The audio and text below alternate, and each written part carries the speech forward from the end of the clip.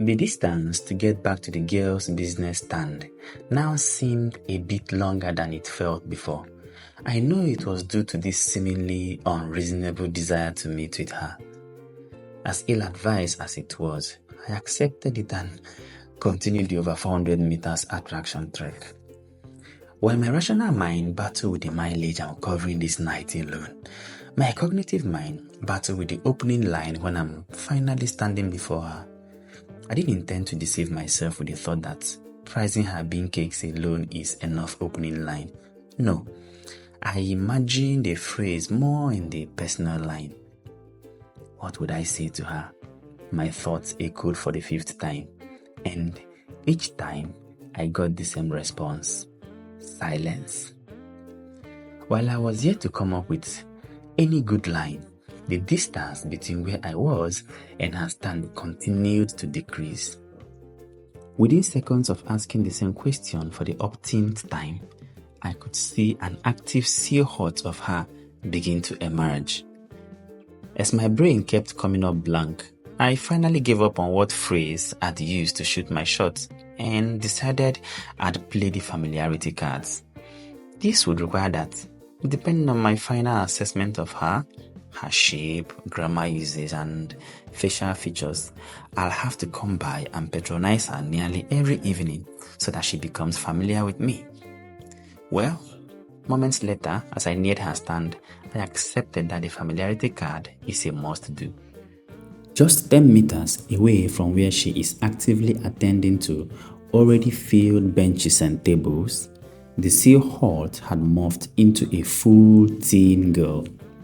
Thanks to the strategically positioned 3 rechargeable fluorescent lights, I could get a full view of the girl that had dragged me nearly half a kilometer back to a place I never knew existed 4 hours ago. Her chocolate color that I had noted earlier glowed more under the rays of the lights hanging down from the roof of the umbrella. Her slightly K-shaped legs fitted perfectly enough to emphasize her well-rounded butt, just before disappearing into a short black bum short that was only visible from the back.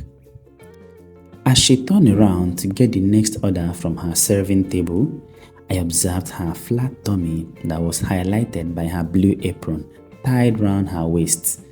The apron served the purpose of keeping her earnings for the evening and bringing out her curvy hips. While she counted the bean cakes into a flat stainless plate, I noted her oval face and a not so long pointed nose. Her eyes were white and wide, and her full eyebrow matched her round, rich lips. Man, a lot of imaginations were already going on in my head at this point. I had seen enough. Shape, check. Facial, check. And as I came to a stop in front of the hot bean cakes on her table, I appreciated a 5 foot 8 inches young girl that now has me on the hook.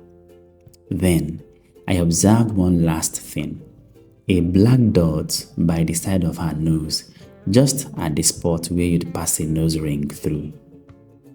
Even though I'm yet to get a feel of her voice and grammar, I concluded that trekking back to buy her bean cakes was worth it. Good evening, bro. I barely noticed the guy standing next to me that had come before I arrived. His low voice made matters worse as I unintentionally delayed for nearly 3 seconds before acknowledging his greeting. Oh, bro, good evening, how far? More of a statement than a question.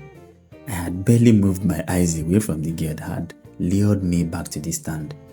I'm good. His voice was louder now. Then, Rita, please do fast. I've been standing here for long. So that is her name. I made a mental note. I also reconsidered shooting my shot but decided against it. However, I just got armed with her name, and that's a huge asset to have when intending to toast a girl. Sometimes we work weeks for just that major breakthrough, but here, the universe just handed that to me through this guy. Sorry, please. I'll attend to you soon. You know it's turn by turn. Please. Then, She moved the completed counts on the stainless plate back to the table I guess she took it from. I, on the other hand, simply stood frozen. As much as a good grammar structuring was enough already, if it even matters at this point, hearing her words exude such concern and modesty was way more than I expected. I will attend to you soon. She returned her attention to the guy. Sorry, my dear. I watched her speak inaudibly to half of the guys on the bench and threw a smile to the other half. Again, my mind went back to the familiarity game I had decided to play. I was a bit confident and convinced now that it's about the best option. She returned to the table just in time to distract my thoughts. How much akara do you want? She directed at the already patient, exhausted guy. Put 200 naira on. Also, put 300 naira fried yam and potatoes. Put them in different nylons. As the guy's order forced itself into my ears, I came to observe that she not only sells bean cakes, that there are other varieties. Perhaps I didn't observe them earlier on, or they hadn't been brought out as at the time I was passing. I remarked it as an advantage though, because now I can mix my choices for the next number of days it will take me to get this girl's phone number. She finished up the guy's order, tied them into separate nylons, and then put the two into another bigger nylon and handed to him. Stuffing the guy's 500 naira notes into her apron, she moved her attention to me. Her eyes alone meeting mine nearly made me forget that I'll need to order something, anything, to make this situation a number one. Sir, which one should I put for you? Sir, which one should I put for you? Her full gaze on me and the countless imaginations swimming in my brain now nearly made me stammer. How much do you sell? I managed. Akara is 50 naira. Fried ham and potatoes are 20 naira. Which one do you want? She reached under one of the big trays and pulled up a white nylon, ready to take my order. I can sell fried ham or potatoes, 350, and akara, 300.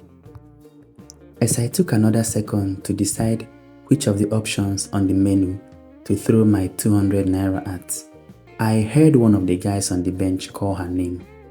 At first, she didn't respond, even though it was obvious both she and I heard the call. Also, I noticed she was intentional about not answering the guy. Then, I signaled her about the call, a move I intended to keep me a moment more around her. One of your customers is calling you. Please, don't mind that guy. With a tone so clear that you could tell a disturbance from the guy calling her. Okay. I returned to the menu. Give me 100 naira akara and 100 naira fried yam. Then the guy's voice came again, this time louder and with a touch of insolence. Come, Rita. Did I say you don't become deaf? You know they hear your name? He stood up and stepped over the bench. Standing outside the canopy now, he continued. So, I dey call you to come attend to us and you dey do nonsense. You dey stupid? Normally, I would have minded my business. It is a regular thing to come around customers who is impatient, by the way. However, this guy's last statement showed a complete disrespect for the girl and total disregard for me standing there. Rita, on her own, still neither moved her attention from me nor responded to him. As a matter of fact, I could observe her face frown up a bit. And of course, no seller, however bright they keep their face during their business, would just get insulted and not react, at least facially, to it. Also, the complete disregard for me was so obvious, any passerby who heard him could tell. Now, I was split between two things, letting the contempt and the insult slide.